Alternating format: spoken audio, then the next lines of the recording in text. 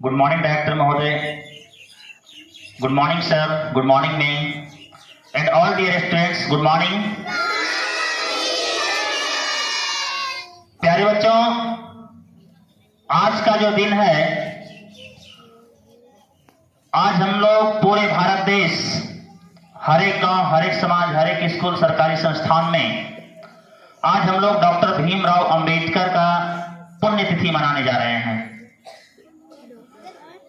आज ही के दिन 6 दिसंबर सन 1956 ईस्वी को डॉक्टर भीमराव अंबेडकर जी का निधन हुआ था, जो कि हम लोग सब कोई जानते हैं कि उसका हमारे देश पर कितना बहुत बड़ा कर्ज है। हम लोग आज अगर चैन की सांसें ले रहे हैं, कहीं पर अगर हक से, कहीं पर अगर आजादी पूर्वक, अगर नियमतः अगर कोई चीज के लिए अगर हम अपना हक जताते हैं, तो उस चीज के पीछे कहीं न कहीं हमारे डॉक्टर भीमराव अंबेडकर जी की अहम भूमिका है, जिसको कि संविधान का निर्माता भी कहते हैं। हमारे डॉक्टर भीमराव अंबेडकर जी का जो जन्म हुआ था वो 14 अप्रैल 1891 ईस्वी में मध्य प्रदेश के एक छोटे से गांव महू में हुआ था, जिसका कि जन्म एक दलित परिवारों में कहा जाता है हुआ है। हालांकि वो एक छोटे से परिवार में एक नीच जाति में जन्म लेने के बावजूद भी वो इतना उच्च स्तर पर गए कि जिसका कि हम लोग उसके बारे में सोच ही नहीं सकते हैं। हम लोग कहते हैं कि इतने बड़े राष्ट्रपति के कौन, चाहे जो भी ले लें, डोनाल्ड ट्रंप ले लें, बराक ओबामा ले लें, जो कि अमेरिका का कहा जाता है बहुत ही बड़े राष्ट्रपति पद जो है ना वहां का सबसे उच्च पद होता है। लेकिन वहां के अगर आप राष्ट्रपति भवन में जाइएगा, वहां के अगर व्हाइट हाउस में जाते हैं, तो आपका किसी का वहां पर जो है स्टेच्यू नहीं मिलेगा। वो हमारे भारत के महान पुरुष जो है डॉक्टर भीमराव अंबेडकर जी का वहां भी स्टेच्यू लगा हुआ है। तो ये हमारे भारत देश के लिए गर्व की बात है, यह गौरव की बात है।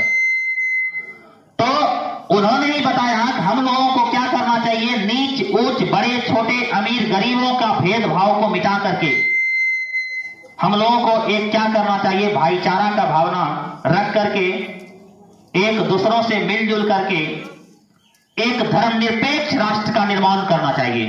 और हमारे देश में वैसा राष्ट्र का निर्माण हुआ।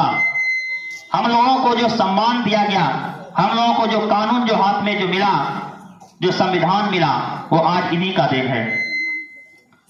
तो हम लोग आज गर्व से बोल सकते हैं कि हमारा भारत देश महान है, सचमुच में है। लेकिन कहीं न कहीं क्या होता है कि ये सब ज्ञान हम लोग भूल जाते हैं, और यही सब ज्ञान भूलने के कारण क्या होता है कि हमारे देश में 35 टुकड़ा कहीं कहीं लड़कियों की हो जाती है, कहीं कहीं बलात्कार हो जाता है, कहीं पर कुछ ऐसा अवहेलना हो जाता है, जिसको कि नाम लेने से हमारे देश का क्या होता है कि सारे ये कारनामा महान पुरुष जो करके गए हैं उसका कहीं न कहीं अपमान हो जाता है।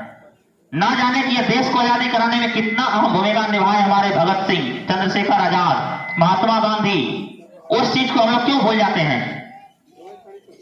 तो हम लोगों को बचपन से ही संस्कार सीखना चाहिए कि जिस तरह से बाहर में हम लोगों के घर में जिस तरह से कोई बहनें हैं, कोई बेटियां हैं, कोई छोटे छोटे भाई हैं, उसी तरह से वो बाहर में जो घूम रही है, कोई वही किसी और की बहन है, किसी और की बेटियां हैं, किसी और की वो भाई है, उसके साथ भी वैसे लोग करना चाहिए जो कि अपने घर में अपने बहनों के साथ करते हैं, अपने भाइयों के साथ करते हैं, अपने बेटियों के साथ करते हैं, वही दूसरों के पास भी देखना चाहिए।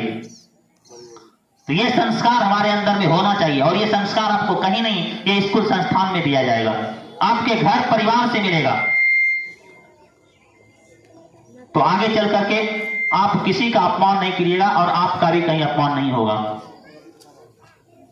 ओके, नहीं कहता है कि जो भरा नहीं है भावों से, जिसमें बहता रसधार नहीं, वो हृदय नहीं है, पत्थर है, जिसमें इस देश के प्रति प्यार नहीं।